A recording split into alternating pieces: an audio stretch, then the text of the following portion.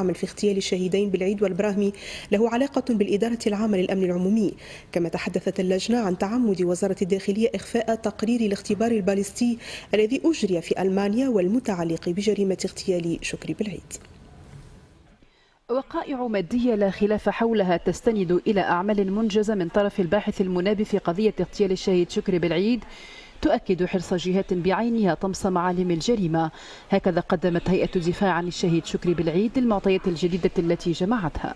سيد قاضي التحقيق كما قلنا أعطى إنابة عدلية دولية إلى مخبر جنائي هولندي لاختبار الظروف والخراطيش التي تم اغتيال الشهيد شكري بالعيد بها. نهار 29 ماي المخبر الجنائي الهولندي أرجع تلك الخراطيش والظروف والشظايا إلى الوفد التونسي وسلمهم 6 نسخ أو 5 نسخ من التقرير الاختبار الباليستي.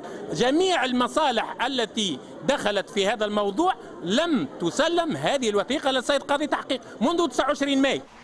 حيثيات تدفع حسب هيئة الدفاع إلى طرح أكثر من سؤال استنادا إلى ما خلص إليه التقرير الباليستي المنجز في هولندا فيما يتعلق بالسلاح المستعمل في عمليتي اغتيال الشهيدين شكري بالعيد ومحمد البراهمي. السلاح الذي قتل به الشهيد شكري بالعيد والذي قتل به أيضا استعمل في اغتيال الشهيد محمد البراهمي فيما بعد هو سلاح من نوع بيريتا.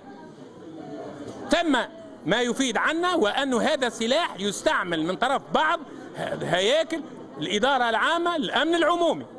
التقرير الذي تم التفطن إليه إثر مذكرة شفوية أصدرتها وزارة الخارجية الهولندية لنظيرتها في تونس تتعلق بثبوت أنه وجه إلى أرشيف وزارة الداخلية.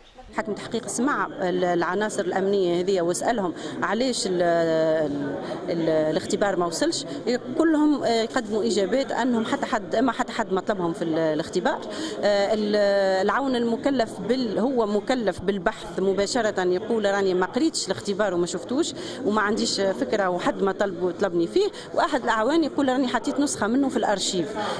وعلى خلفية هذه المعطيات الجديدة أكدت أرملة الشهيد شكري بالعيد أن فرضية تدويل قضية الاغتيال أصبحت اليوم ضرورة وليس خيارا. خيار التدويل كنا معناها متردين عليه شوية، أما الآن أصبح لا مفر منه، لأنه معناها لو كان كما تقول لو كان خصيمك الحاكم شكون تخاصم.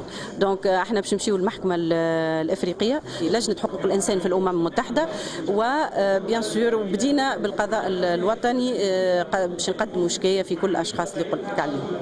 وقد طالبت لجنة الدفاع عن الشهيد شكري بالعيد النيابة العمومية بفتح بحث تحقيقي فيما يمكن أن ينسب إلى وزارة الداخلية وتحديدا إلى الإدارة العامة للأمن العمومي من تهم تتعلق أساسا بطمس معالم جريمة اغتيال الشهيد شكري بالعيد.